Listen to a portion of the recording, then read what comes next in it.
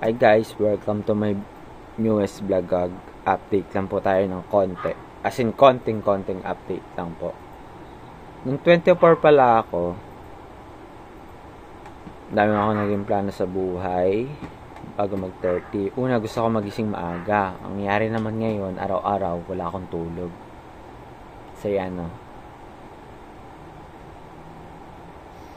So, pagising mo ng umaga, magdasal. Pangalawa, mag-ehersisyo para lumakas. Kahit isang oras lang kada araw. Tapos kumain ng marami. Ayoko kumain ng marami kasi minsan di kaya ng panunaw ko. So, kumain lang ng masustansya. Tapos, magbasa ng 2 libro kada buwan at i-apply lahat ng natutunan. Pero minsan di ko siya nasusunod kasi ang dami kong binabasang libro. Pang-apat, bayaran ko na lahat ng utang ko at wag nang gumawa ulit.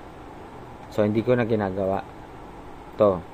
Pero hindi pa ako sure kasi baka yung loan kasi utang din yun, pero good credit naman yun. Yung bad credit is pangungutang na hindi binabayaran. Yung utang na loob. Ano to? Di ko rin gets eh. Then nasa stage 5 na ako ngayon. Start your own business. Sinisimulan ko na ngayon yung pagiging business-minded ko. Aside from side hustle, tsaka pag-maintain ng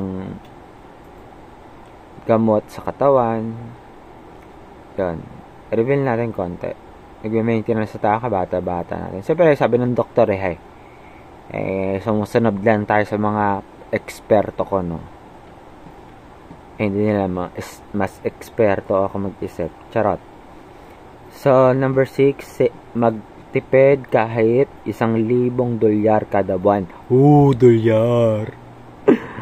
Pesos tayo. So, hopefully makapag-dolyares na rin tayo. At gawin mo ang pera na ang makapagtrabaho para sa'yo.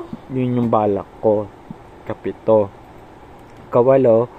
Maging milyonaryo para maging trilyonaryo. Napakasimple, di ba? A simpleng stage lang.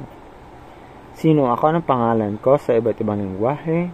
Paki-check na lang po sa inyong mga screen. Bye!